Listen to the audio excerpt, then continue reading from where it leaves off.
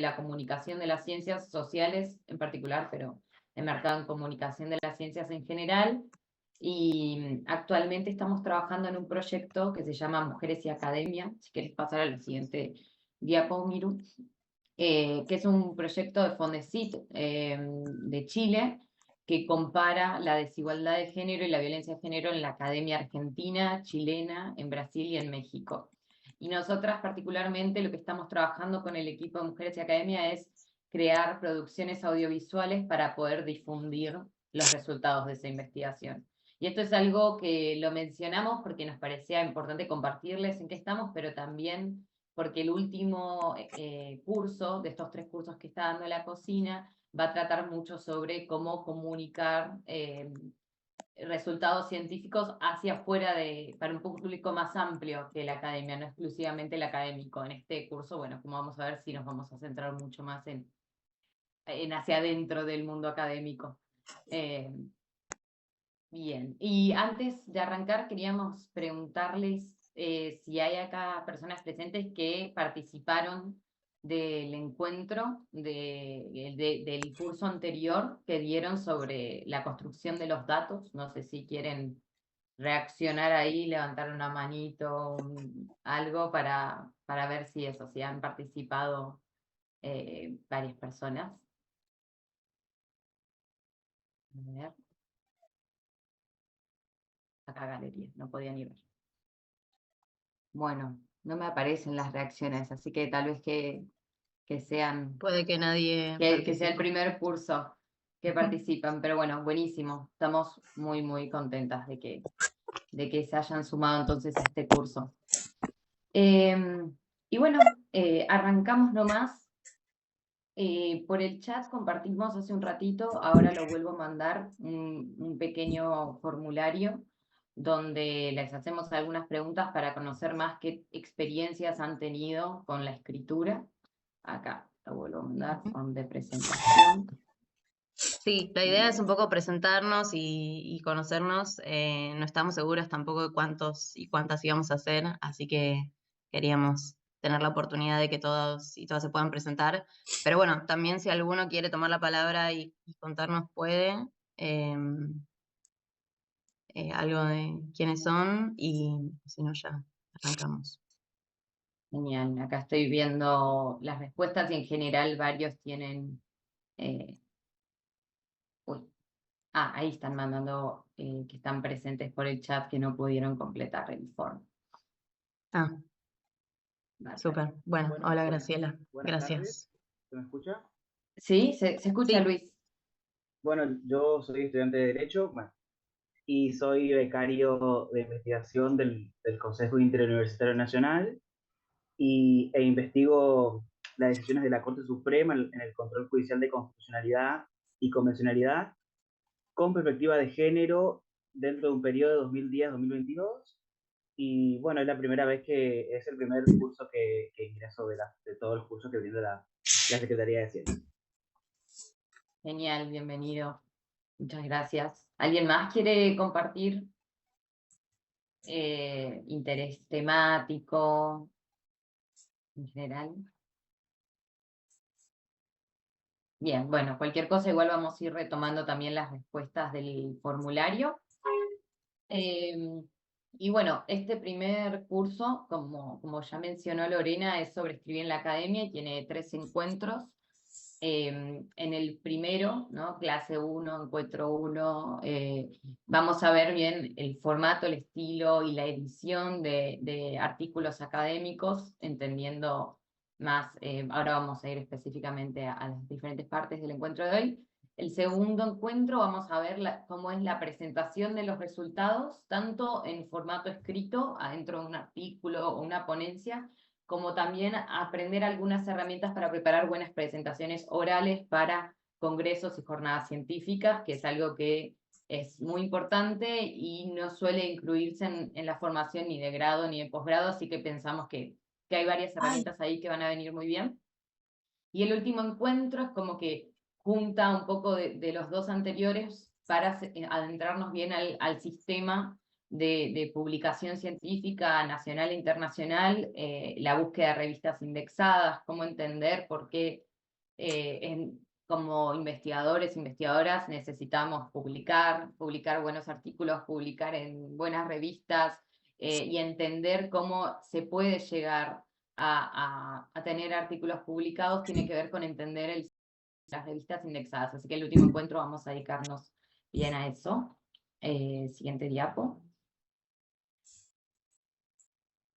Y particularmente el encuentro de hoy va a tener una primera parte, que ahí Miranda va a ser quien facilite esa primera parte, especialmente, aunque por ahí las dos estamos un poco interrumpiéndonos, que tiene que ver con preguntarnos qué es un texto académico, qué significa, cuáles son los preconceptos, los desafíos, cuáles son los estilos que suelen tener, pero también desde un lugar crítico, que es importante tener.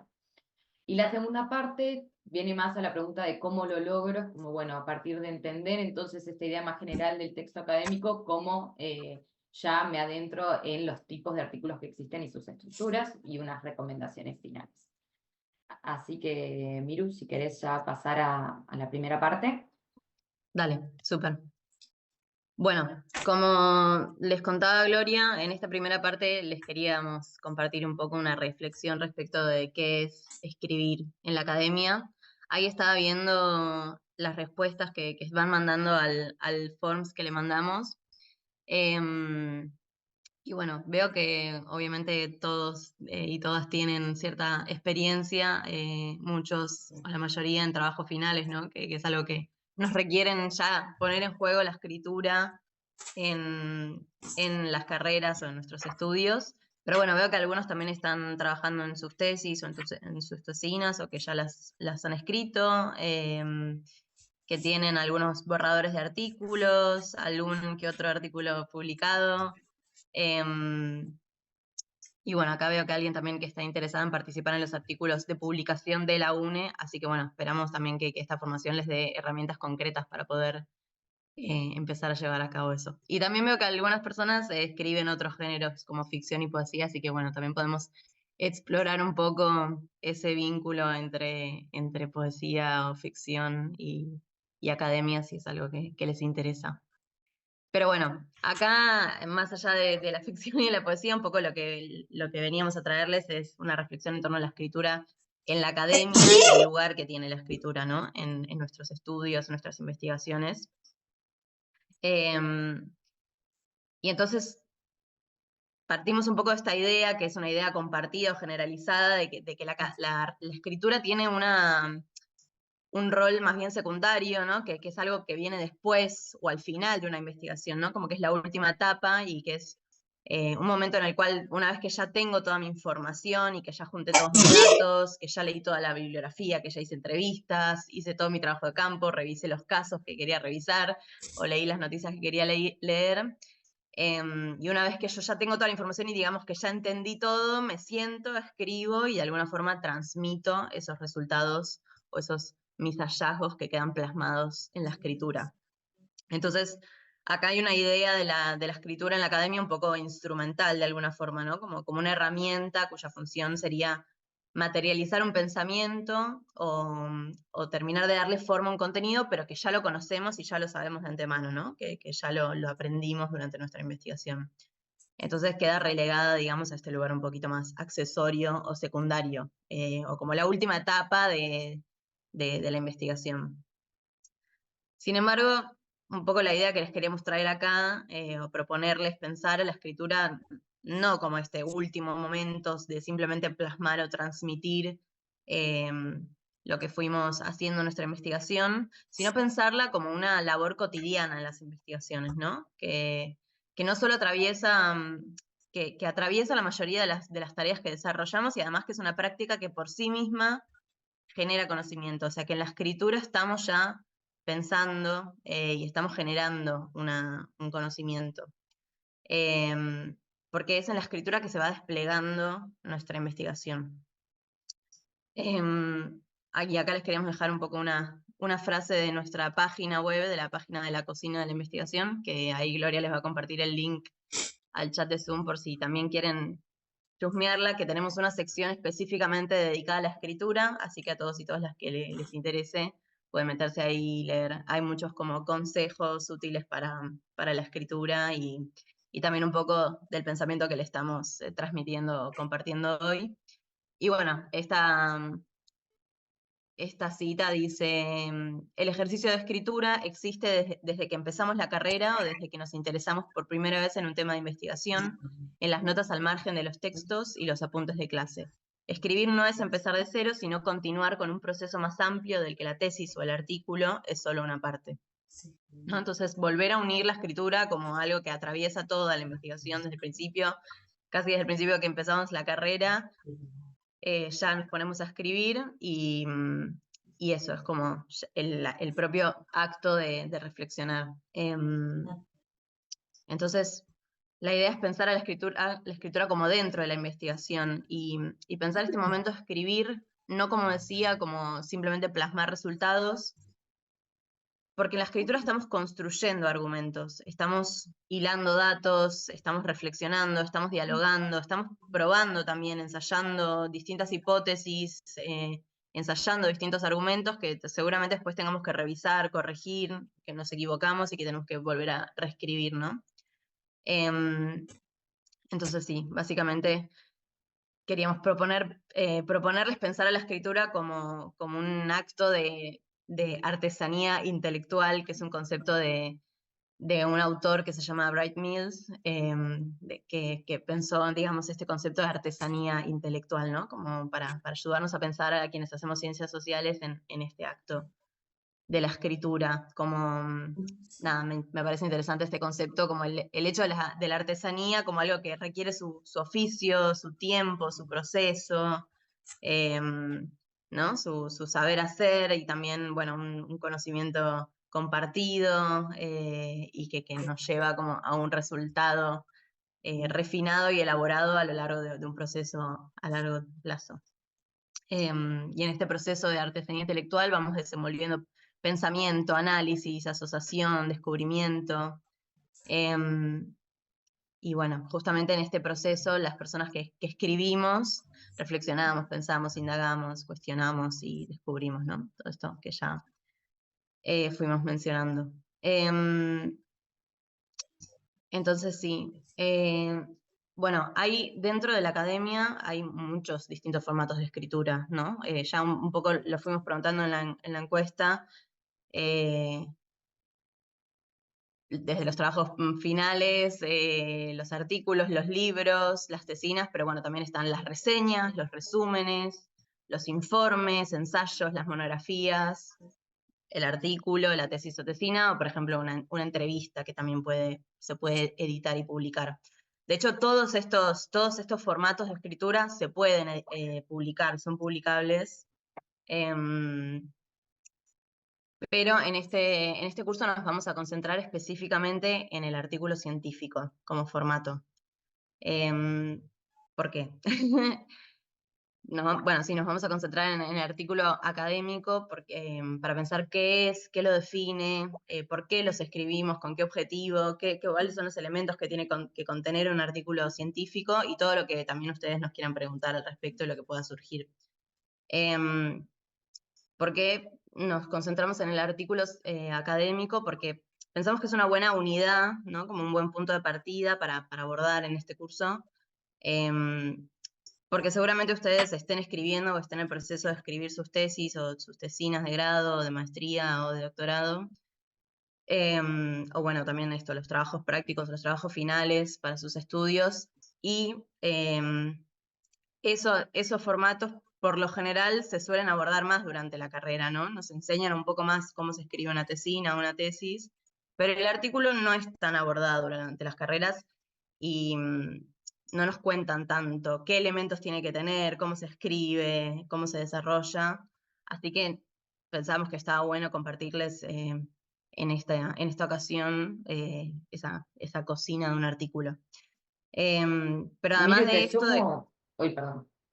Sí, no, iba a decir simplemente que además de esto, de que no es tan abordado, que también en la carrera académica al final de cuentas el artículo es lo que más se suele publicar en realidad, lo que más se suele leer, circular, y la forma más común de dar a conocer nuestras investigaciones es a través de los artículos. O sea, también podemos publicar tesinas, podemos publicar un libro, podemos publicar nuestras entrevistas, por ejemplo, pero al fin y al cabo el artículo académico es por lo general lo que más escribimos los quienes hacemos investigación en ciencias sociales.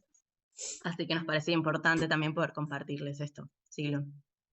No, iba a sumarte algo relacionado a lo último que mencionaste, ¿no? Como nosotras como investigadoras, por ejemplo, alguien quiere saber qué investigamos y lo más probable es que no tenga acceso a nuestras tesinas de grado, que no están en un repositorio, por ejemplo, y sin embargo sí pueden ver, Miranda Hodgman escribió un artículo, es lo que circula, es lo que termina generando también la legitimidad dentro de las carreras de investigación, ¿no? Y también en el momento de evaluar a una como docente, como investigadora, es lo que se ve en esas evaluaciones. Y es la manera en la que hacer ciencia es producir estas producciones, estos artículos y circularlos. Así que es súper importante, como decía Miranda, aprender a incorporarlo y pensar la carrera de una desde también la idea de que hay que producir estos artículos. Exacto. Exacto, sí. Así que bueno, nos vamos a estar concentrando, como decíamos, en esta unidad, en este caso, que es el artículo científico. Pero bueno, también la idea es reflexionar un poco sobre la escritura académica en general, y en este sentido, todo lo que ustedes quieran traer, comentar, compartir, experiencias que hayan tenido o que estén teniendo en sus procesos de escritura, de investigación. Nada, sepan que la idea es dialogar y pueden interrumpirnos y tomar la palabra cuando quieran para hacer todos los comentarios que quieran. Que bueno, obviamente no es que garantizamos tener respuestas para todos, sino más bien esto, generar una conversación y un diálogo y pensar juntos y juntas. Pero Ahí bueno, sobre todo... Sí. en el chat Rodrigo hace un ratito puso, a mí me cuesta muchísimo hilar la información, que es algo que podemos ir retomando en varios momentos. Buenísimo, sí. Ahora vamos a hablar un poquito de esa pregunta que les hicimos respecto de los desafíos en la escritura. Básicamente porque escribir, seguramente todos lo sepamos, no es una tarea fácil.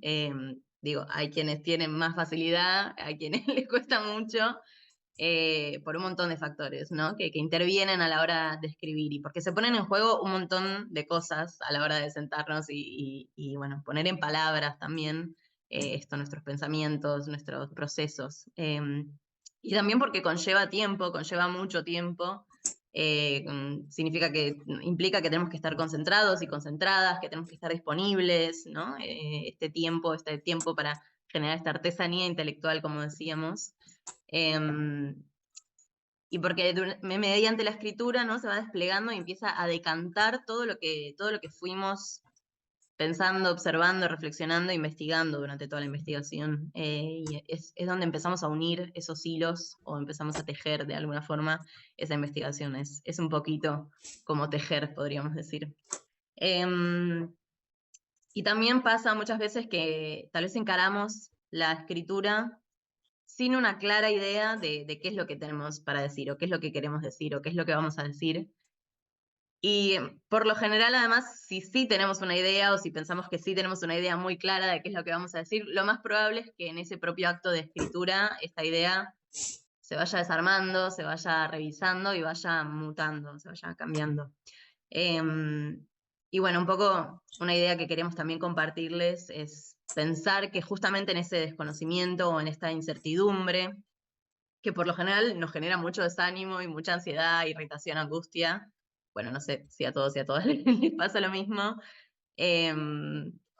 pero bueno, son emociones por lo general asociadas a este momento de escritura.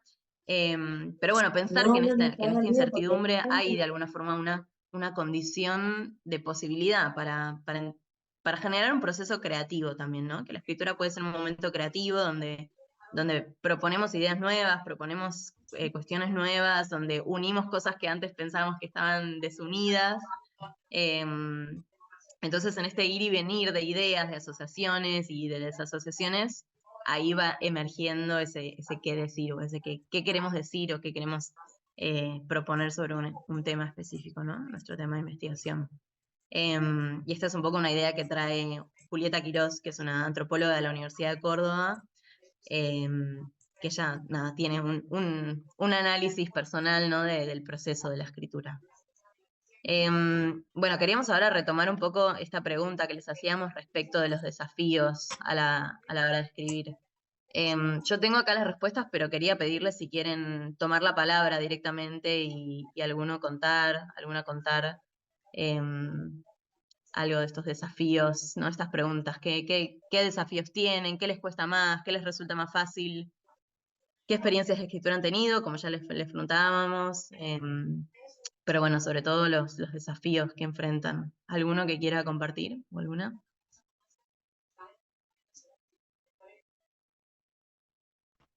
Hola, ¿se me escucha? Sí, Rodrigo. Bueno, yo me llamo Rodrigo Basinker, soy investigador también de la beca SIN. Mi tema es la problemática del consentimiento en la trata de personas. Y bueno, el mes pasado teníamos que presentar ponencias y ahí me vi en la obligación ya de, si bien todavía les faltan algunos meses para concluir, para que yo entre en la etapa de informes según mi proyecto de investigación. Eh, bueno, la facultad igual nos incentivó a que hagamos las ponencias. No llegué a la ponencia de la facultad por justamente me costó mucho escribir, pero sí llegué a escribir algo para la ponencia en mi equipo, proyecto de investigación que se hace en la semana que viene. Y bueno, y la complicación era cómo volcar todas las posturas, citar también bastante complicado. No pensé que iba a ser tan complejo eh, citar y que quede bien plasmado la opinión de ese autor y cómo yo lo tomo. La verdad que 14 páginas tiene mi ponencia y no estoy ni satisfecho, la verdad no es lo que yo esperaba. Y bueno, me gustaría mejorar un montón. Estoy muy interesado en mejorar porque no pensé que iba a ser tan difícil para mí.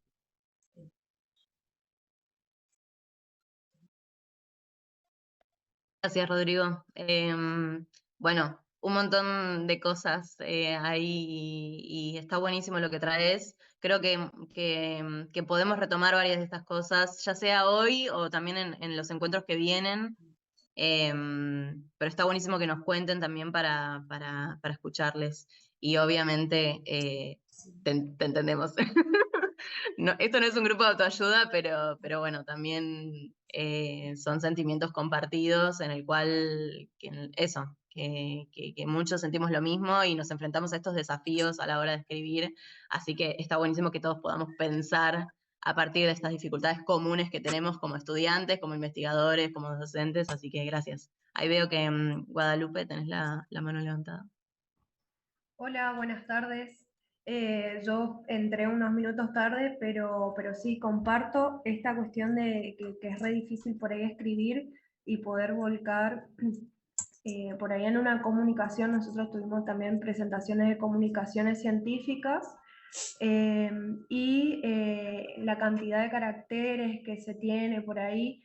En mi caso, yo estoy en la beca de estímulo a las investigaciones de la UNE por la Facultad de Derecho, una beca de posgrado, y por ahí ya estoy como en mi segundo año, sí, segundo año, y hay mucha info que querés poner, te parece todo importante, cómo haces para o sea, que se entienda bien, cómo elegís el tema, nada, tipo eso, por eso también comparto lo que decía Rodrigo con respecto a que me pareció re interesante este taller para poder aprender bueno, cómo identifico eso eh, y sobre todo a mí me gusta contar muchas cosas, escribir largo y demás, y como que sea claro lo que quiero transmitir en esa comunicación o lo que se tenga que presentar, digamos. Por ahí en los informes de avance tenemos más posibilidades de extendernos más, porque es más largo, pero en las comunicaciones siempre, a mí me pasa al menos de eso, de cómo hago para llegar, que quede la cantidad de caracteres que me limitan por ahí. Gracias. Buenísimo, gracias Guadalupe. Nada, de nuevo, compartido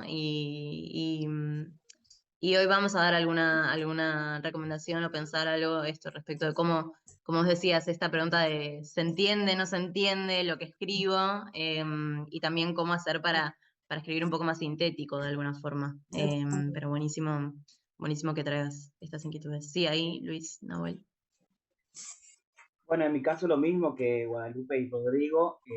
Mi primera producción, por así decirlo, fue la comunicación científica y me costó un montón en el sentido de que como máximo debía ser en este caso 4 hojas, 4 carillas. Entonces era muchísima información y era todo como encorsetarla y tratar de juntarla y también qué tema tocar, qué objetivo específico de todo, qué cuento, cómo armo, que tenga sentido. Y eso fue lo que mayormente me costó, pero luego para ver si se entendía o no, mandé a otros amigos que son estudiantes de otras carreras para que me digan si comprendieron o no, si no era muy técnico o si era muy de derecho y no entendían nada de lo que estaba diciendo, pero me costó un montón la reducción o, por así decirlo, bajar el contenido y reducirlo y que se entienda. Y eso básicamente. Genial. ¿Y Analí?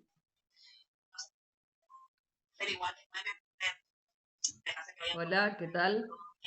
Bueno, yo comentarles mi experiencia es un poco distinta a la de los chicos. Claramente soy de otra generación, entonces cuando yo me formé en el grado no existía eso de comenzar escribiendo y demás. O sea, llegamos a esto de la escritura y los artículos y la investigación ya en la etapa del posgrado. La verdad que hubo, particularmente en nuestra queridísima Facultad de Derecho de la UNE, un cambio de paradigma importante hace ya unos cuantos años, pero con posterioridad a mi carrera, digamos. Entonces, a mí me tocó abordar esto de la escritura ya en otra época y directamente desde los posgrados, ¿sí? Por ejemplo, terminé la maestría en magistratura de la UBA y aún adeudo la tesis. O sea, mirá si tendré problemas a la hora de sentarme a escribir. Es decir, se me está acabando el plazo ya en la readmisión del doctorado.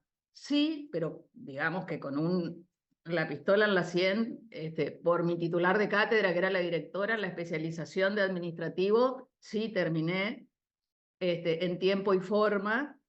Y después sí, los proyectos de investigación ya en la cátedra, las comunicaciones científicas, inclusive artículos de libro, que llegamos ya a publicar un libro sobre la ley procesal administrativa nueva de la provincia, porque integramos además la comisión que colaboró en la redacción en Poder Judicial.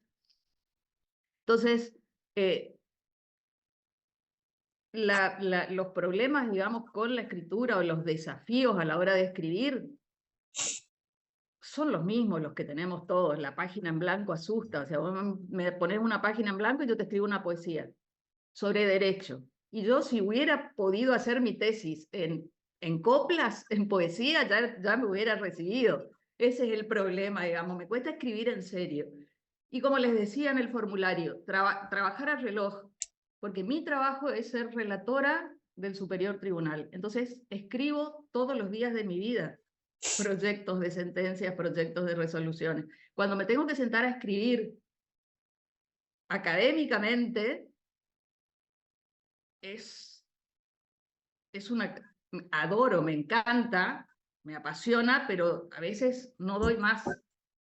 Entonces, encontrar el tiempo para eso, y termino escribiendo poesía y no lo que tengo que escribir, salvo, como les decía en el formulario, contrarreloj, porque te invitan a dar una charla y es obvio que tenés que escribir, pues tenés que investigar sobre el tema que vas a exponer, lo tenés que armar tu paper y y exponerlo. Y eso implica escribir. Y terminás escribiendo un artículo académico para exponerlo, y uno a veces cree que sale bien, o como dijo Nahuel, no siempre uno está conforme con lo que escribe. Si hubiera tenido más tiempo, claro, pero a veces tuvimos el tiempo y no supimos aprovecharlo, entonces, o no pudimos, entonces estamos ahí. Y entonces me pareció interesantísimo el taller porque uno siempre aprende, siempre hay algo que uno puede aprender, tiene que aprender, y todas las experiencias, incluso me pasa en el grado, ¿sí? Siempre los alumnos, en el feedback, algo sacás. Corrigiendo tesis, como tutora de trabajos finales de la especialización, y después integrando el jurado, uno aprende muchísimo, viendo el trabajo de otro, y toma muchas veces algunos tips y cosas para el trabajo propio. Pero bueno, esa es mi experiencia. Bárbaro, gracias, Analí. Ahí, Juan Martín, también tenías la mano levantada. ¿Cómo están? Buenas tardes. Bueno, también sumado un poco a lo que decían los compañeros, en gran parte creo que muchos compartimos cuáles son los desafíos. En mi caso, el desafío o el inconveniente por ahí con el que mayormente me encuentro en mi experiencia es en qué momento frenar con el material. Es decir, acotar o definir el material, decir, bueno, acá me planto y acá empiezo a escribir. Porque mi experiencia es principalmente en artículos, digamos, de derecho, en libros colectivos, capítulos de libros colectivos. Tengo alguna experiencia también en comunicaciones científicas muy reciente, del año pasado, algunos proyectos de extensión.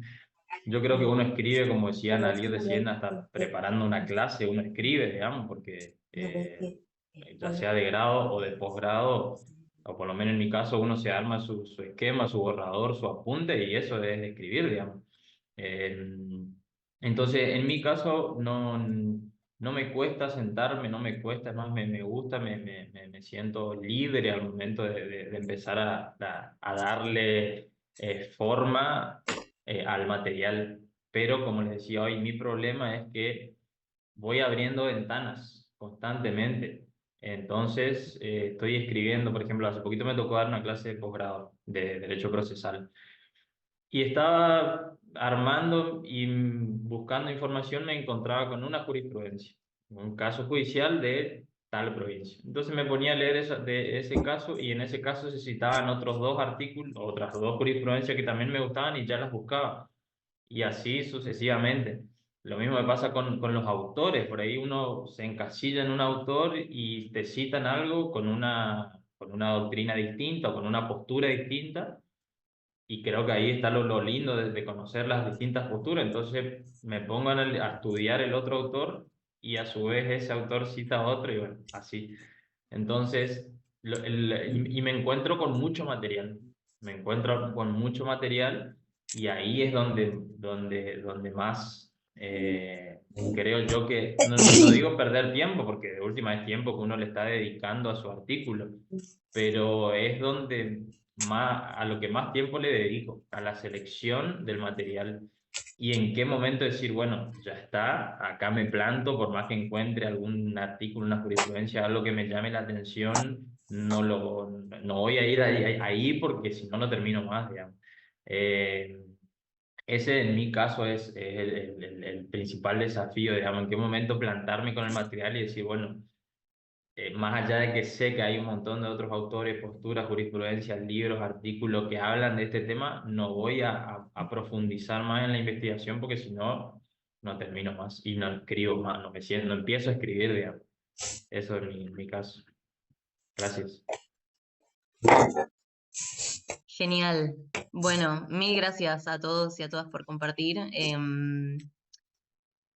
Bueno, un montón de elementos y un montón de factores, ¿no?, que intervienen a la hora de sentarnos a escribir.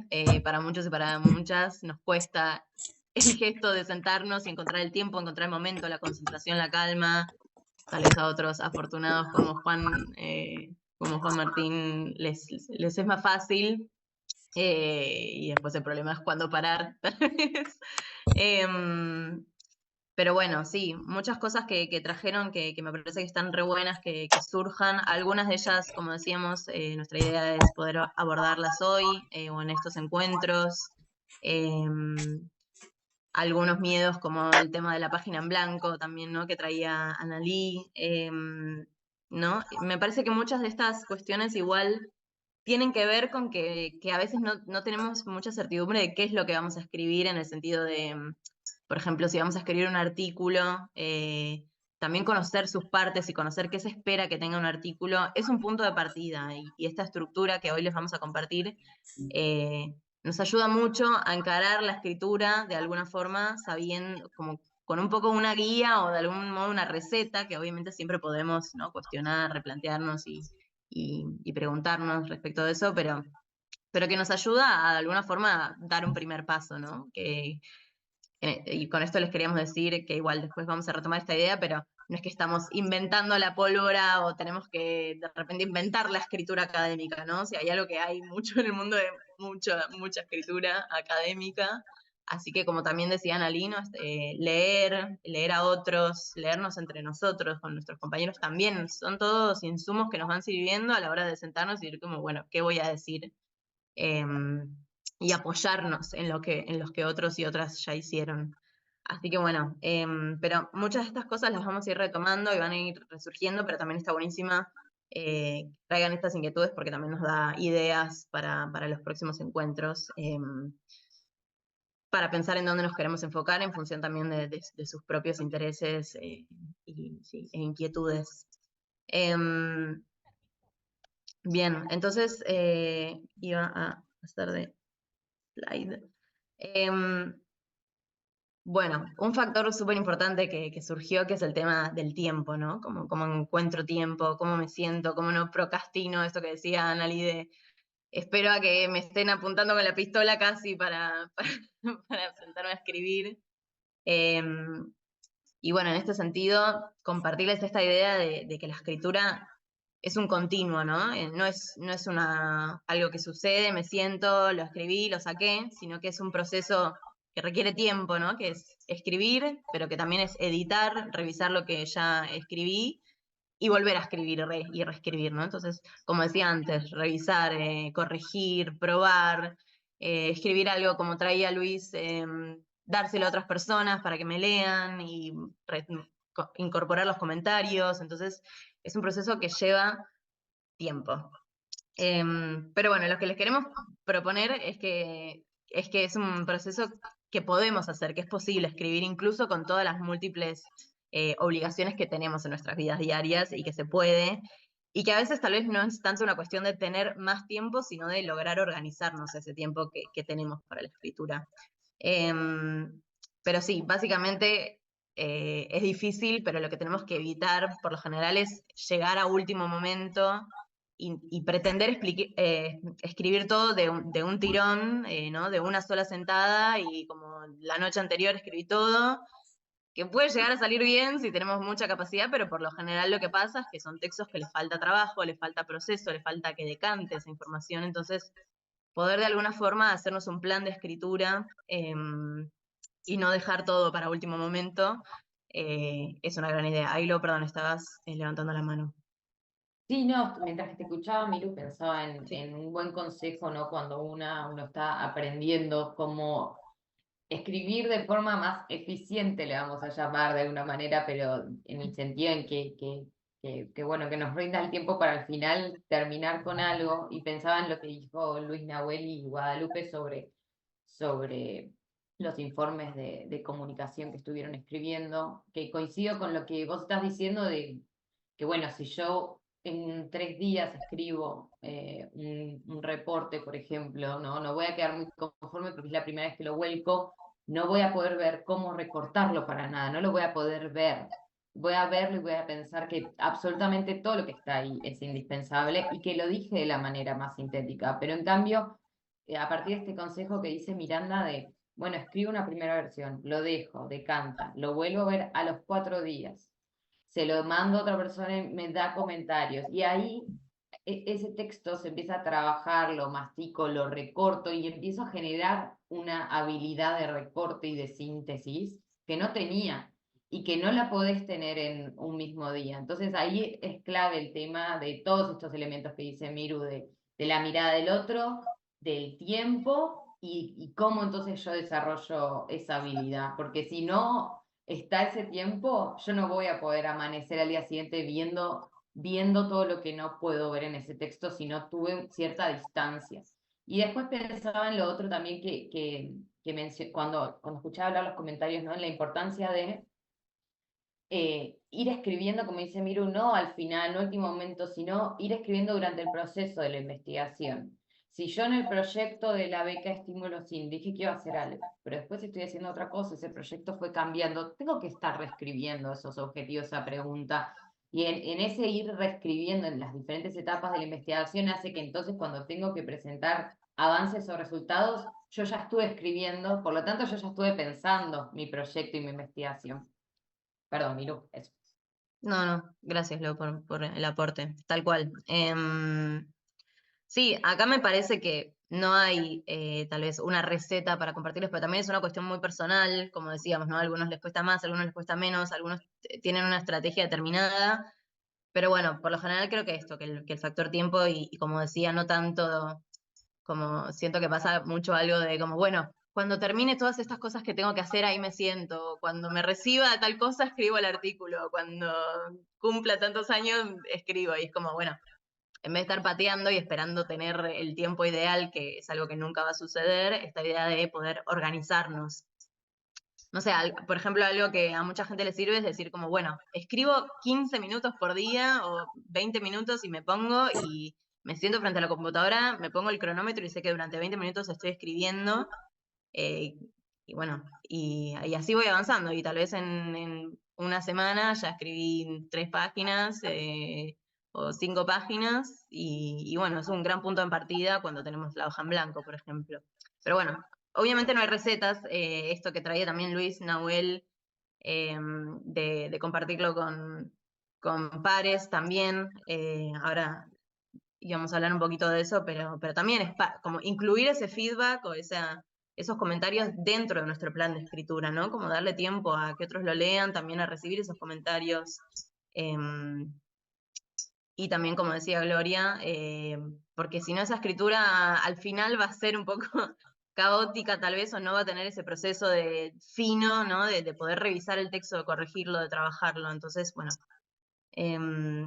lo mismo. Y después, otra cuestión que surgía mucho escuchándolos y escuchándolas, es esta cuestión de la claridad o de querer que se entienda, ¿no? O se entiende lo que estoy diciendo, estoy hablando solo para 3 personas. Bueno, y en este sentido, a ver si puedo, ahí va. Queríamos compartirles un poco esto. Esta pregunta fundamental que para nosotras tiene que estar siempre presente, que es la pregunta de ¿para quién escribo? ¿No? Que también muchas veces nos pasa, que empezamos a escribir algo y no tenemos idea quién lo va a leer, para dónde lo estamos publicando, y quiénes son esas personas que queremos que lo lean. Que muchas veces son imaginarias, tal vez porque estamos publicando, por ejemplo, en una revista y no sabemos realmente quién va a agarrar esa revista, pero esta pregunta de para quién estamos escribiendo tiene que estar presente desde que me siento a escribir, ¿no?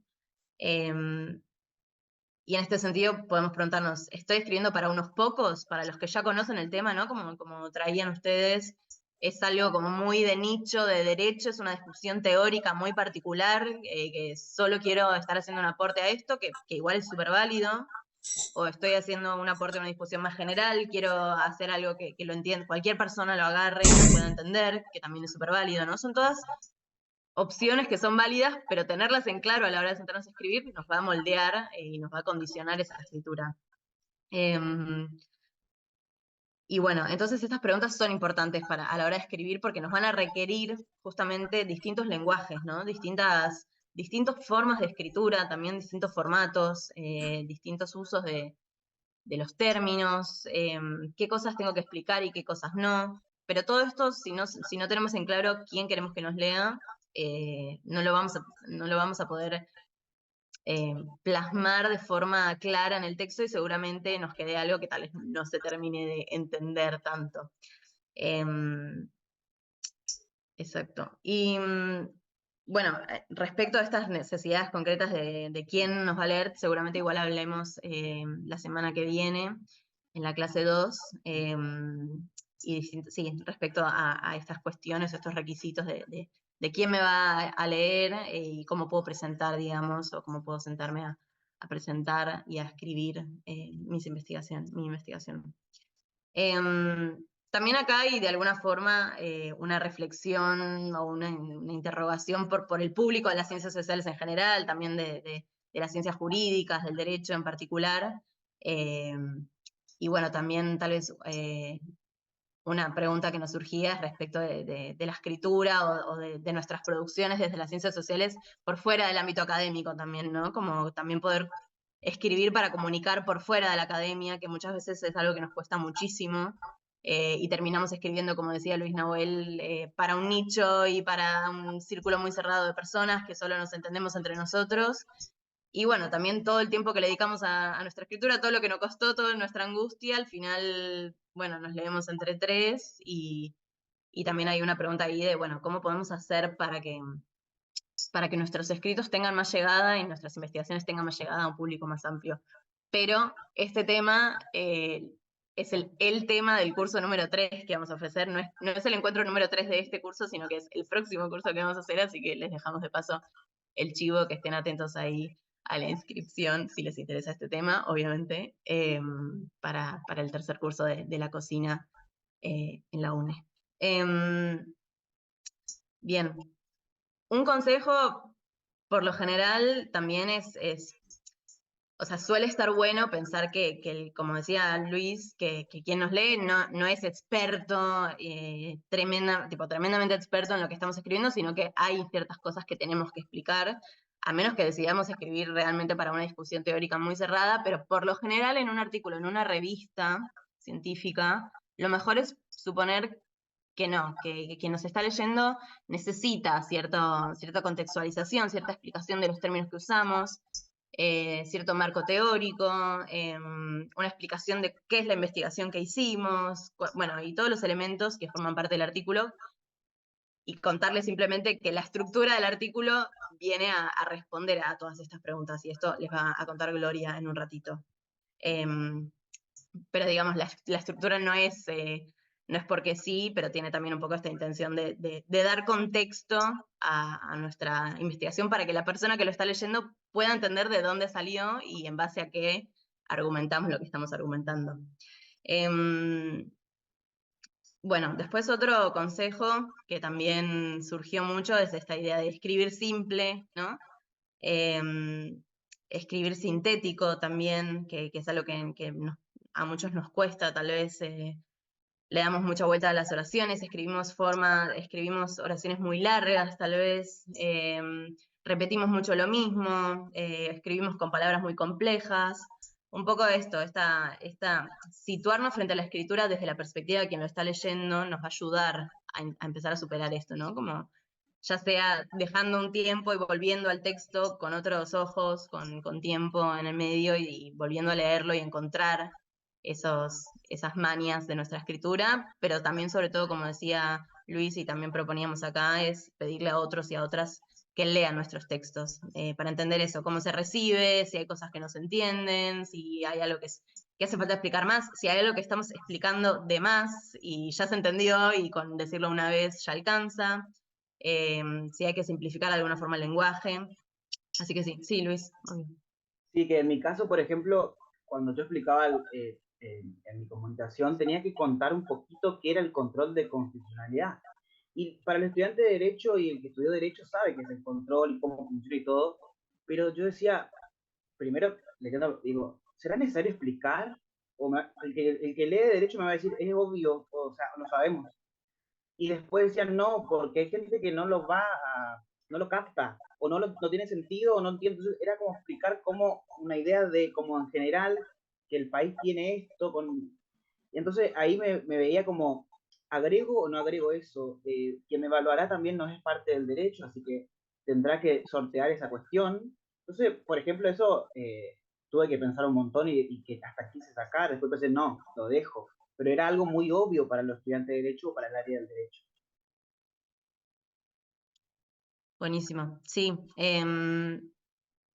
Sí, también pasa mucho algo en ciencias sociales, que es que al final de cuentas estamos hablando el mismo idioma que por fuera de la academia, ¿no? Porque nuestro lenguaje es social, y muchas veces también pasa que usamos palabras que tal vez pertenecen al lenguaje común, pero a la hora de usarlas en nuestras investigaciones, en nuestros artículos, en nuestros textos, tenemos que explicar qué perspectiva estamos usando, o sea, cómo usamos ese concepto, qué significa para nuestra investigación, desde qué teorías lo estamos utilizando.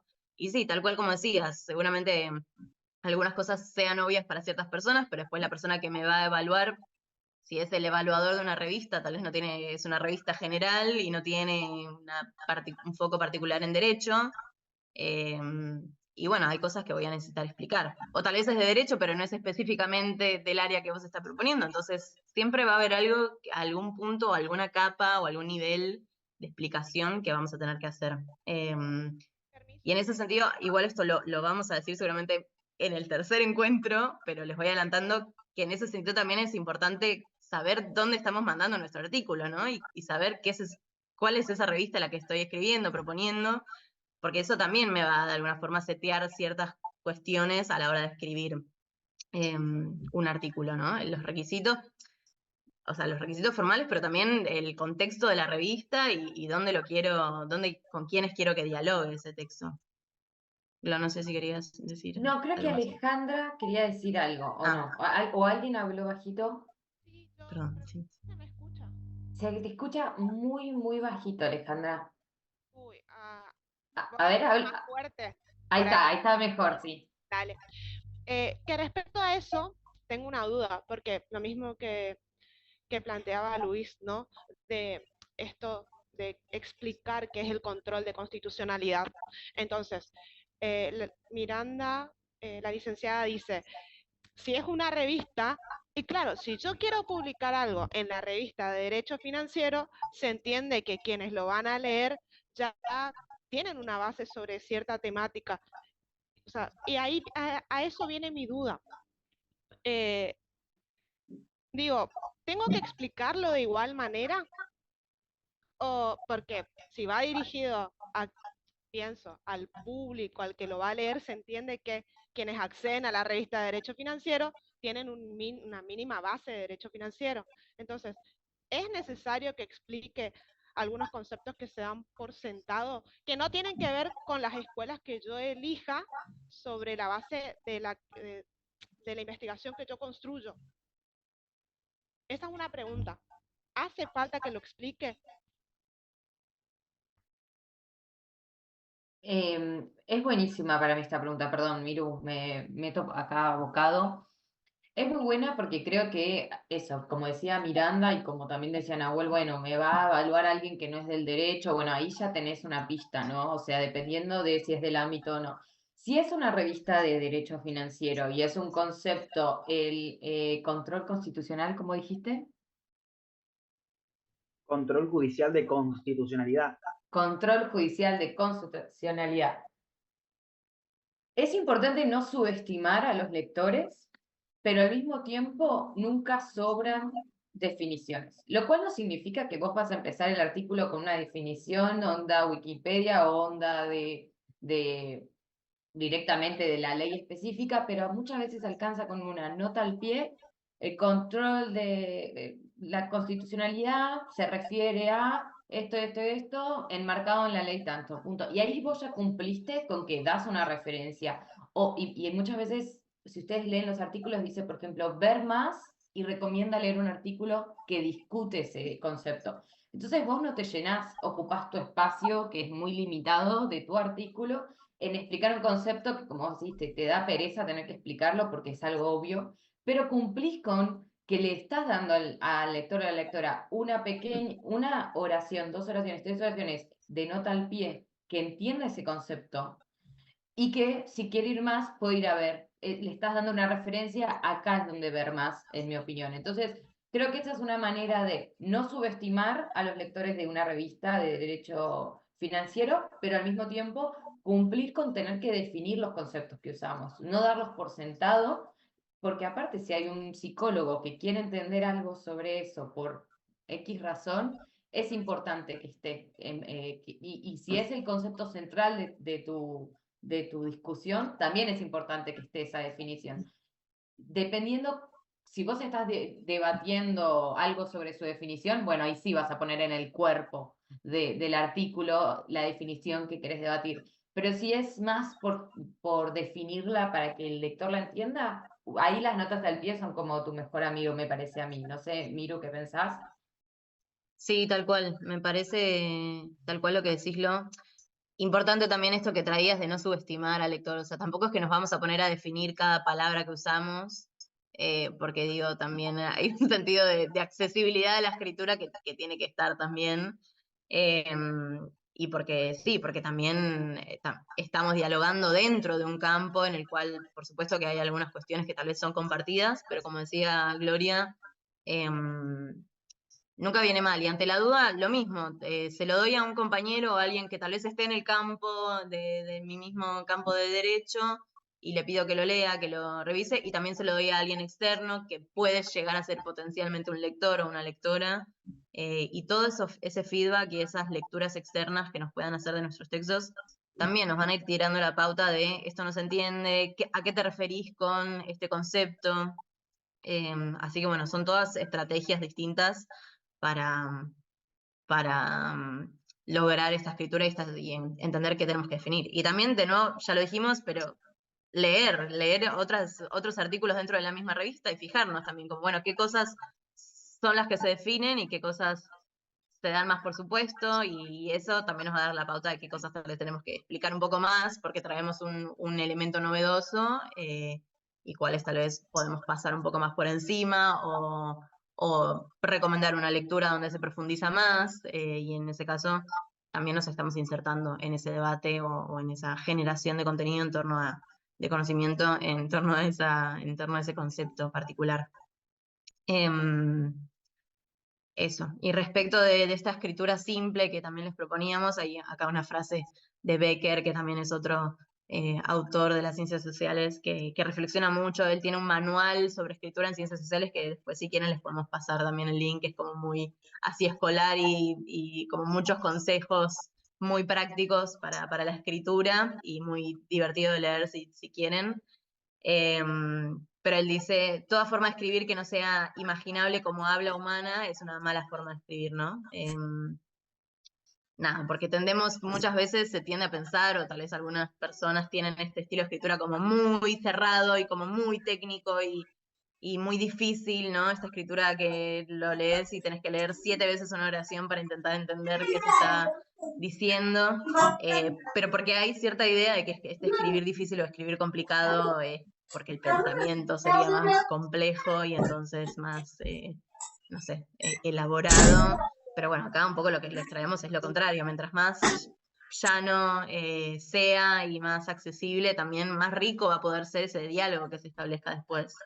Y aparte siento que esto es un desafío particular del derecho, que lo tienen todas las disciplinas, pero quienes no somos parte como del mundo jurídico, es muy hostil el lenguaje jurídico a veces, y muy poco accesible para las personas que quieren leerlo para entender, ¿no? Seguramente esto sea un debate que han escuchado mucho o tienen mucho en sus clases, entonces creo que a la hora de ustedes estar en un proceso creativo de escribir sus propios artículos es especialmente importante.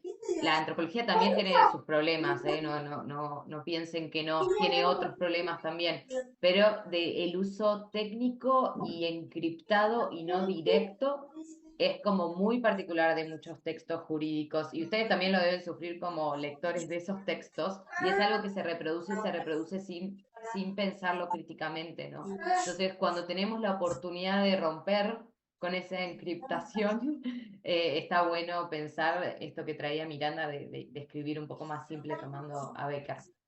Exacto. Y también está este otro concepto de nuevo de Julieta Quirós, de desacartonar nuestro lenguaje, propone ella, ¿no? Desacartonar el lenguaje y también desacartonar la investigación en sí, que no significa, o sea, simplificar el argumento o empobrecer el argumento o rebajar el argumento, nada, todo lo contrario, digamos. Es apostar a pensar que lo que estamos escribiendo tiene una agudeza interpretativa, ¿no? Que estamos realizando una interpretación muy valiosa nosotros y nuestra disciplina en general, y que tiene un alcance a nivel de que estamos generando un conocimiento que está bueno, que es relevante, y que queremos de alguna forma que se lea, ¿no? Y que puede tener su relevancia política incluso, que tal vez podemos intervenir en debates que van más allá de lo académico, y que lo que estamos escribiendo puede intervenir a otros actores, a otras personas en tomar decisiones, en, no sé, en apoyar una política particular, en lo que sea, ¿no? Y que podemos intervenir en los debates de nuestra sociedad en la cual vivimos y que no somos extraterrestres que nos dedicamos a estudiar algo ajeno, que sería el derecho, las leyes del derecho o la antropología, lo que sea nuestro nicho, y que queremos de alguna forma que eso sea tomado y retomado por otras personas. Bueno, hasta acá llegaría, digamos, la primera parte. No sé Perdón, si... Sí, eso iba a decir. Miranda, Sí, eso. un agregado nomás, perdón, que no tiene tanto que ver con escrituras académicas o artículos científicos, pero que bueno, creo que acá la gran mayoría estamos en el ámbito del derecho y vamos a estar familiarizados.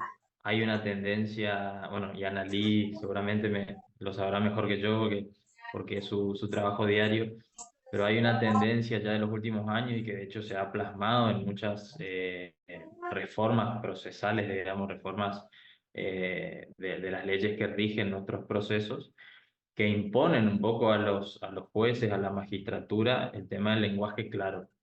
Es decir, que la sentencia sea entendible no solo para el letrado, para el técnico, para el abogado que defiende o que representa a una parte, sino para la parte, es decir, para el ciudadano común de a pie, que fue el que golpeó la puerta de la justicia buscando una respuesta, digamos. Entonces, en Corrientes, de hecho, hace muy poco tiempo hubo una reforma y se incorporó la cuestión del lenguaje claro, es decir, los jueces no tienen que sentenciar utilizando términos que el ciudadano no entienda. Al contrario, tiene que ser tomando tus palabras, lo más llano, lo más simple. Entonces, creo que eso también es algo que podemos trasladarlo a la escritura científica, porque muchas veces también uno cree o creía o creemos que, que si no utilizamos términos técnicos o palabras poco comunes, y por ahí es mucho más útil a los fines de la redacción, una palabra simple, común, que la utilizamos muchas veces, pero que tiene que ver con lo que queremos decir, digamos, y que comunica mejor lo que queremos decir que quizá un tecnicismo o una cuestión por ahí fuera del uso corriente. Así que nada, eso no va porque ni bien hablaron del lenguaje claro y escribir simple, me resonó esto de que en la justicia ya está impuesto, digamos. Sí, justo aprovecho me ganaste de mano, Juan Martín, porque iba a hacer ese comentario también. Casualmente, el Poder Judicial de la provincia está en ese camino ya hace un tiempo. Inclusive hay una revista digital, el primer número recién se publicó del Poder Judicial, donde se explica en lenguaje llano y claro distintos fallos. Van a ser revistas temáticas, digamos, y entonces se explican los fallos en lenguaje claro. Además de ya esta impronta de que las sentencias, los fallos sean en lenguaje claro, es decir, dejar de lado esos términos en latín tan usuales en el vocabulario jurídico, y hablar en un castellano simple para que todo el que lea la sentencia la entienda. Y sí, creo que tiene mucho que ver con esto que estaban diciendo ustedes. Sí, completamente. Glo, no sé si querías decir algo ahí.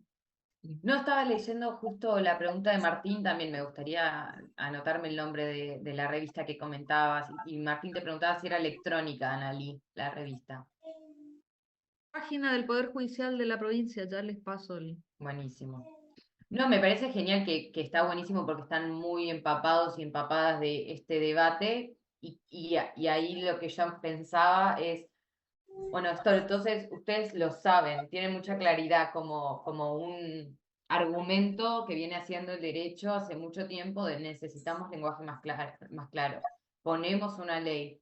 Ahora, cuando una misma se sienta a escribir, es difícil aplicarlo. Por más de que sepamos que es hacia allá donde se va, es difícil ahí tomar esas decisiones, ¿no? Como antes preguntaba Alejandra, ¿esto lo defino o no? Como en esas micro decisiones y en cómo yo construyo una oración. Y eso es algo que se aprende haciéndolo, como que parece que es un cliché decirlo, pero realmente se aprende haciéndolo, viendo una oración. Para el segundo encuentro vamos a poder tal vez compartirles más de algunas de las cosas que decían de cómo hilar, cómo hacer un análisis, cómo hilar ideas, cómo decir algo simple, cómo achico, como vamos a traer algunos ejemplos concretos para analizar en conjunto con ustedes, porque me parece que está saliendo mucho, ¿no? Bueno, ahí veo igual que Martina levantó la mano y Alejandra también. Martina, Hola, buenas tardes, ¿se me escucha? se te escucha perfecto. Bueno, buenas tardes, mi nombre es Martina, estoy en el tercer año de la carrera, soy nueva en todo lo que tenga que ver con las comunicaciones científicas, recién el año pasado realicé una comunicación. Me pasó lo mismo que plantearon todos los compañeros de esta charla, frustración, escribir, que me guste un día sí, un día no, un día sí, borrar, enojarme, cerrar la computadora. Quería buscar más información, pero a la vez ya era mucho y todo tenía que entrar en cuatro páginas, que era muy poco. Después, una vez que me gustó toda la comunicación, me encontré con los límites de los caracteres, que me limitó mucho, entonces es como que tuve que volver a leer, a podar todo lo que sea la introducción, resumen, conclusión, todo.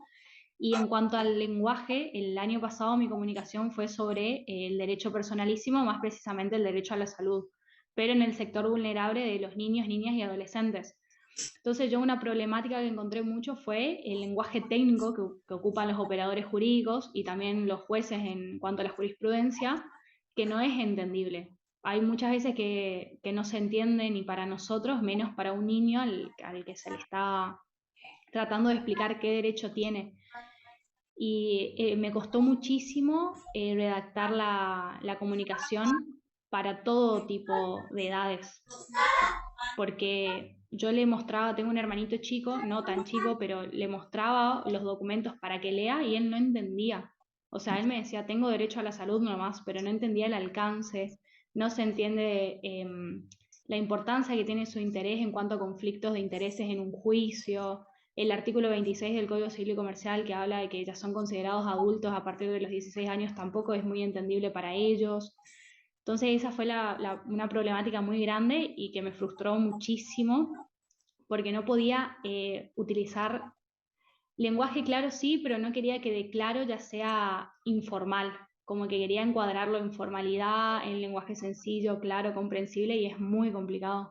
Los sinónimos, la verdad me costó muchísimo y así que espero que después de estos encuentros sí me resulte mucho más fácil.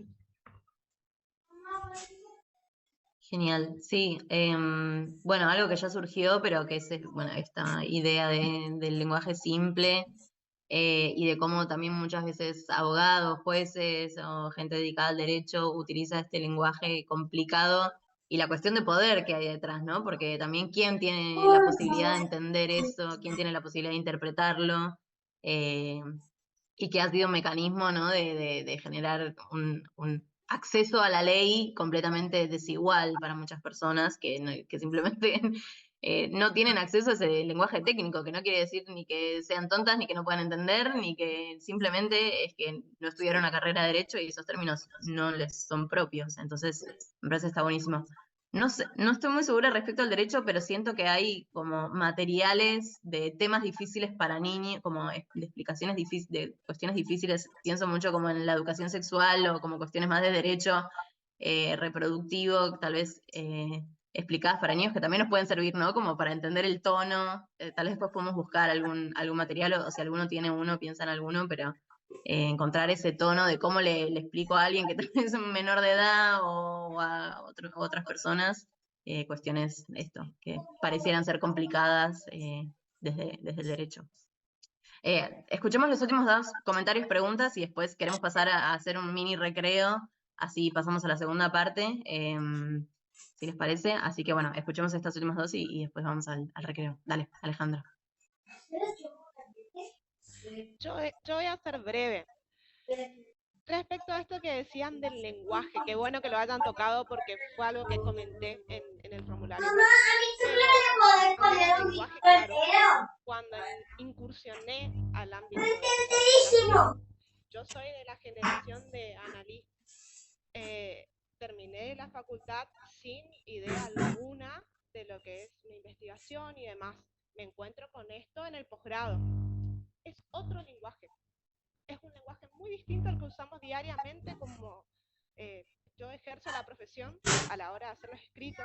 Amén al vocabulario técnico. Es otro lenguaje. La investigación es completamente distinto, que no tiene que ver con tecnicismos propios del derecho, que a su vez, como hay muchas escuelas, hay muchas teorías, se discute mucho, también esto del tecnicismo es propio del derecho. Pero me encontré con un lenguaje distinto. Es algo que yo le decía a la directora de la carrera, es otro lenguaje. Y me tuve que sentar a leer y releer lo que estaba escribiendo para cambiar el formato. Es distinto, sacarse el chip de técnico y ponerse el de investigador. Es distinto. Sí, totalmente. Y la idea también del encuentro de hoy y de este curso es que se lleven un poco un aproximamiento a por dónde va estos requisitos dentro de la escritura en la academia.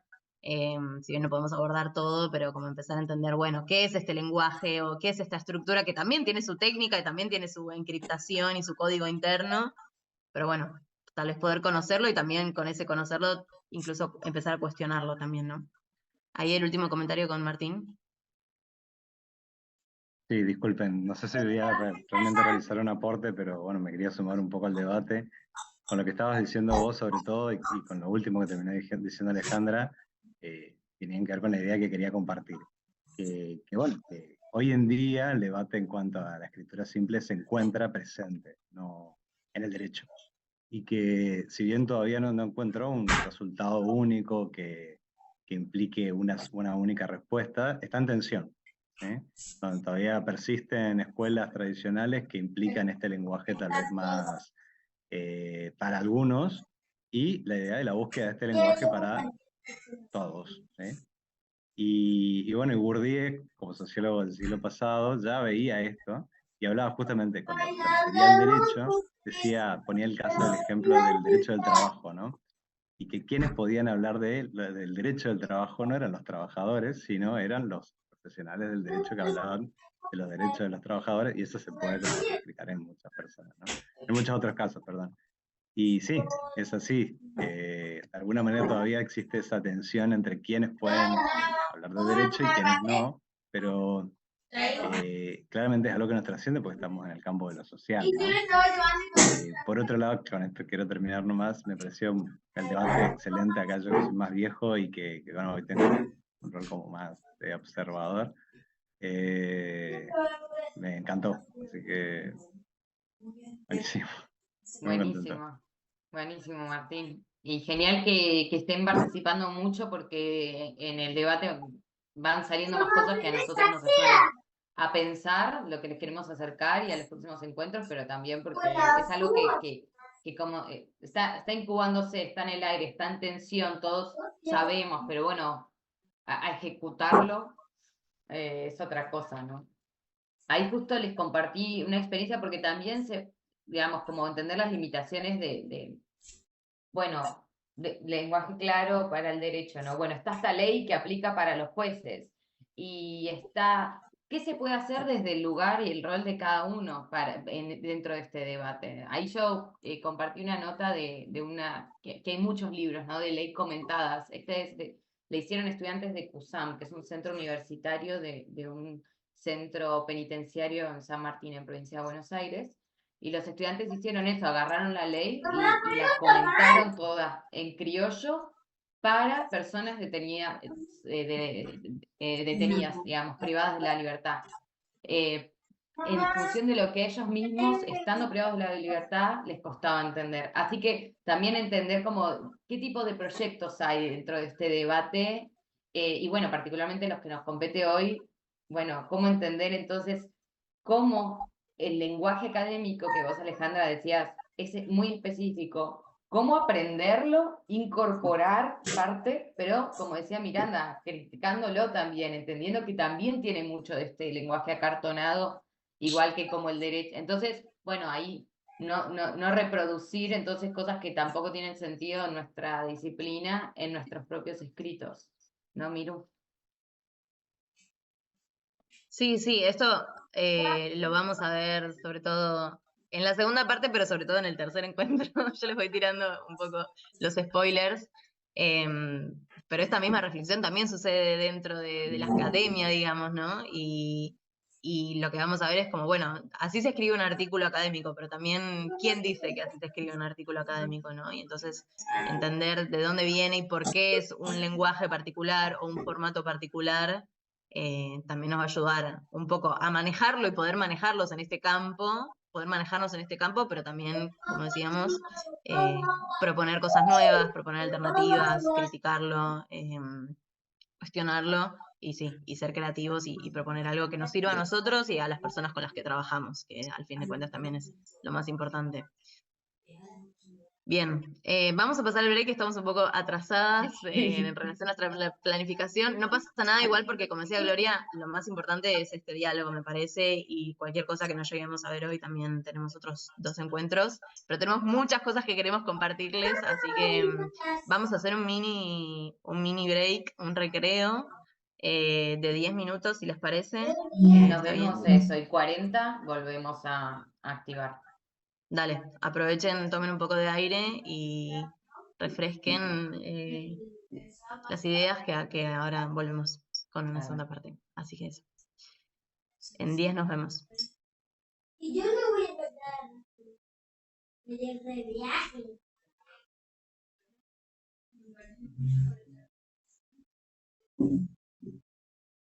Bueno, yo tendría que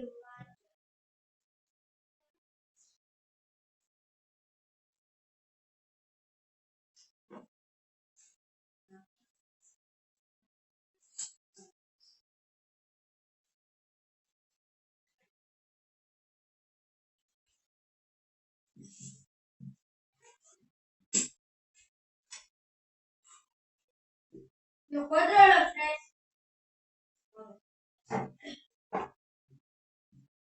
Hoy no, que no terminaron los catequistas. Y no me alcanzaba el tiempo para seguir recortando.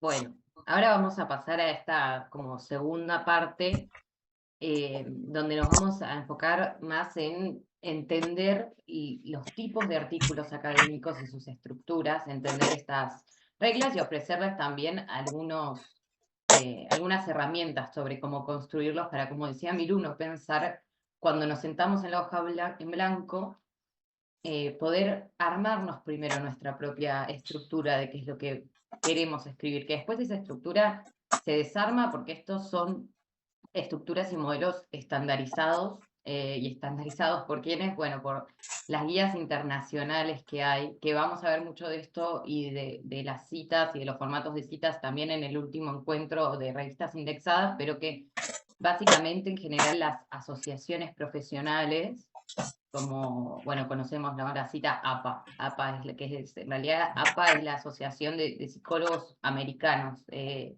yanquis, digamos, que crearon esa forma de citar, pero después hay muchas otras, y en general cada asociación profesional tiene sus propias guías de estilo de escritura. Nosotros vamos a dar una visión como de un formato medio genérico, estandarizado, que está bueno entenderlo porque es eso, es un modelo para poder aprender cuáles son las reglas y las normas y qué se espera de esa estructura.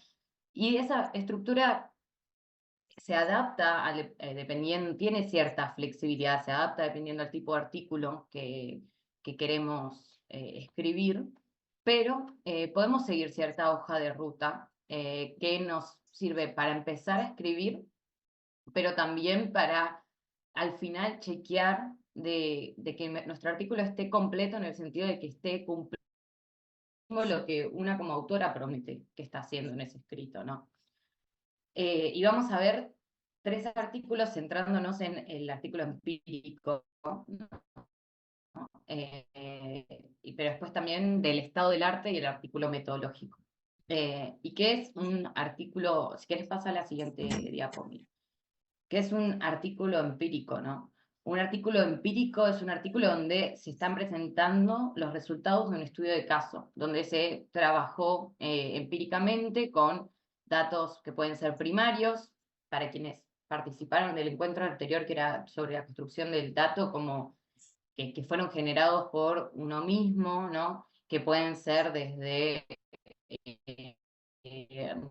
analizar cualitativos, como desde trabajo de campistas, o mismo analizando archivos, o pueden ser también, o cuantitativos también, analizando encuestas, estadísticas en general, pero también pueden ser con datos secundarios, que yo no los construí. Y, o sea, con fuentes primarias o fuentes secundarias, ¿no? Y en general, estos son los artículos que más se buscan en las revistas de ciencias sociales jurídicas. Acá los englobamos dentro de las ciencias sociales, que eso es todo un debate, pero vamos a hablar de ciencias sociales incluyendo al derecho en ese sentido. Y obviamente que están comunicando hallazgos de este estudio que presentan cierta originalidad en esa investigación que hizo. Que bueno, es importante aclarar acá que para poder escribir un artículo empírico hay que haber hecho una investigación. Y muchas veces empezamos a escribir algo mientras todavía no terminamos esa investigación, que tiene que ver también con lo que surgió de, bueno, ¿cuándo paro de revisar? Me aparecen más sentencias, me aparecen... Bueno, ahí la primera respuesta que yo pensaba cuando compartían eso es, ¿cuánto estoy respondiendo a mis objetivos y a mi pregunta de investigación, ¿no? Entonces, si yo dije que iba a revisar sentencias de violencia familiar en la provincia de Corrientes entre tal periodo y tal periodo, bueno, obviamente una no va a poder revisar absolutamente todas, pero ya vamos a ver después en la parte de metodología que es importante aclarar cuál fue el límite de lo que yo vi. Bueno, freno acá, freno en este año, freno en que de las 500 revisé 100, y así, como poner el límite tiene que ver con cuánto uno llega a cumplir también con ese objetivo y esa pregunta hasta un punto, y lo más importante es aclarar cuál fue ese límite metodológico que vamos a seguir charlando. Después... Ay, perdón, Glo, sí. solo quería reforzar esto que decías respecto de los objetivos, pero también de la pregunta, ¿no? Porque cuando escribimos un artículo tenemos una pregunta que nos guía y entonces es un re buen punto para decir como, bueno, ¿hasta dónde hago el corte? Es retomar siempre esa pregunta. Si la pregunta ya está respondida y no requiere que yo sume 15 nuevos casos o 15 nuevas sentencias, bueno, puedo hacer el corte hasta acá sabiendo que voy a siempre, o sea, siempre toda investigación es un recorte muy chiquito de una realidad que es mucho más compleja, mucho más amplia, y aunque nos dé pena, porque siempre queremos incluir más y siempre pensamos que hay un elemento nuevo que aparece, que seguramente sea cierto, pero bueno, pensar que estamos haciendo un recorte y en este sentido también saber que podemos escribir otro artículo diferente, analizando tomando todo eso que nos quedó por fuera y hacernos otra pregunta distinta y como que siempre no es que se termina ahí, ya está, nunca puedo decir más nada del tema, sino que puedo continuar este trabajo escribiendo más y tomando nuevos artículos en otra etapa posterior, respondiendo también a lo que traía Juan Martín. Sí, y también Ahí, revisar, sí. tomando esto, sí, una pregunta. Cuando decís aclarar expresamente en el trabajo decir, bueno, mi marco de investigación fue este, de tal fecha a tal fecha. A eso te referís, digamos, al lector, digamos, aclararle al lector, sería. Sí, y lo vamos a volver a Ah, charlar bien. en el apartado metodológico bien, pero es aclarar no solamente como esta fue una investigación de 4 meses revisando esto, sino qué archivos revisé, con qué criterio elegí los que elijo revisar, no como, bueno, de forma aleatoria me fui encontrando con esto y esto, sino como, bueno, y ahí también tal vez volver a la pregunta como dice Miranda y tal vez modifico mi pregunta. Mi pregunta hablaba de todas las sentencias de violencia familiar en la provincia de tal año a tal año y tal vez me quedó muy grande esa pregunta y de lo que yo revisé al final tiene otra característica en común que hace que mi recorte sea más específico. Entonces ahí modifico mi pregunta inicial y eso está bien para delimitar el trabajo, y como dice también Alejandra. Entonces, sí, en la metodología, ya vamos a ver, hay que aclarar cierta información que no tiene que ver solamente con el periodo de mi investigación, sino con los criterios de selección de los datos secundarios y primarios con los que yo trabajo.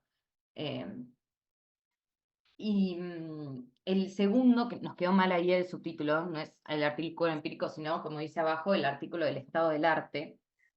Este es otro tipo de artículo, otro tipo de modelo que vamos a revisar por arriba, que en general lo que discute son discusiones teóricas sobre un tema o sobre un área de estudio.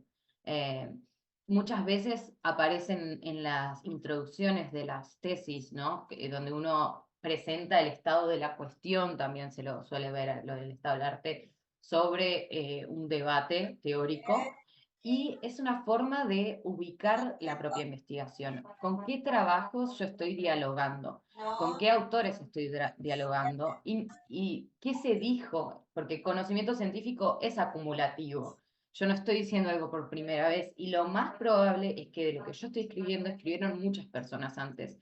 Y eso está bien. A veces nos desmotiva mucho porque estamos escribiendo algo y vemos que escribieron 80 personas sobre el tema y pensamos que escribieron probablemente mucho mejor que nosotros o hicieron aportes y ahí como que es un golpe al ego, pero ahí siempre saber que una tiene una posición diferente y va a poder decir algo diferente a lo que ya se dijo, pero lo importante es no ignorar lo que se dijo. Un artículo que no menciona el debate en el que se está insertando no está logrado, en el sentido de que es clave poder posicionarme en ese debate, posicionarme desde si estoy planteando una continuidad sobre cierto debate o cierta posición teórica, si estoy refutándolo, si estoy haciendo algo complementario, porque bueno, esta teoría se pensó desde este lado, pero yo lo estoy aplicando a otro tema, a otro tipo de caso que nunca se había aplicado. Y acá nos cuesta a veces hacer esa reflexión de entender de qué forma estamos dialogando con lo que ya se dijo, cómo. Entonces es importante hacer el ejercicio de construir en general en todo artículo, pero particularmente en un artículo del estado del arte donde estamos presentando todo un debate.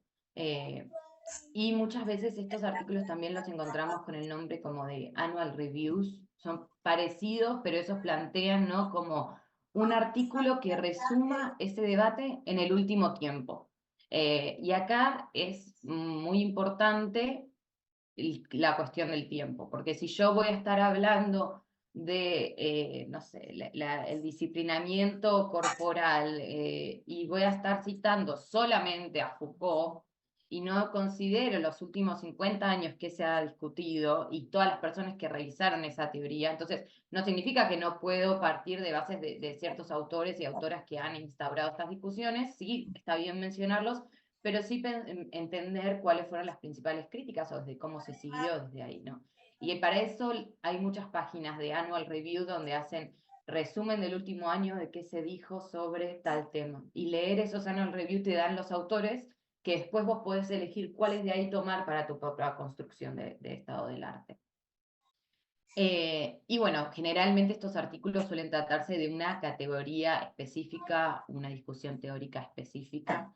Y después, por último, el artículo metodológico, que tal vez son los menos populares a veces, no sé en el ámbito jurídico, pero me imagino que a veces también, pero que lo que están discutiendo es un método, una metodología, una técnica de investigación, y el foco no está en discutir los resultados de un estudio empírico, ni en discutir la teoría, sino la aplicación de cierta técnica, y que tiene que ver con entender también las limitaciones y las posibilidades de un método científico. Y hay artículos súper interesantes también a la hora de elegir con qué método trabajar. Está bueno ver estos trabajos que revisan, por ejemplo, no sé, aplicamos encuestas a mujeres de 30 a 35 años que trabajaban en la construcción en Villa Lugano, y hablar, hacer un artículo que explique el desarrollo de ese método. Y también hay que poner, como vamos a ver,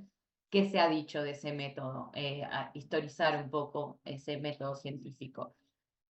Tal cual. Y en ese Sí. sentido, perdón, interrumpo un cachito, Sí, sí. hablo. Y en ese sentido también puede ser, por ejemplo, argumentar por qué estamos aplicando una determinada metodología y por qué, algo que pienso, por ejemplo, en mi determinado campo de estudio, de investigación, bueno, siempre se hizo revisiones de sentencias, pero nunca se aplicó un método más, no sé, por ejemplo, más etnográfico o más de entrevistas. Entonces, puede ser también una discusión de este aporte que puede hacer una determinada metodología a un campo específico y que nos trae este nuevo método, este nuevo enfoque a un campo que se suele explorar desde otro tipo de metodologías. Totalmente. Y bueno, estos modelos obviamente que son flexibles, se pueden desafiar, pero existen, no hace falta inventar de cero cómo son estos modelos, que ahora vamos a entrarnos más específicamente en el artículo empírico. Si querés pasar de diapómiro. Entonces, acá les mostramos un poco los elementos que componen un artículo empírico en estas guías internacionales que se crean, pero si ustedes ya saben que quieren, lo vamos a seguir viendo en los encuentros, publicar en tal revista, bueno, siempre estar viendo en las normas de la revista, porque muchas veces las revistas tienen pautas muy específicas de cuáles son los apartados que esperan. Entonces, esto es como algo general que vamos a revisar cada uno de los elementos. Y también depende mucho del tipo de investigación, cuánto de estos apartados realmente nos sirven, pero sí aclarar que esta estructura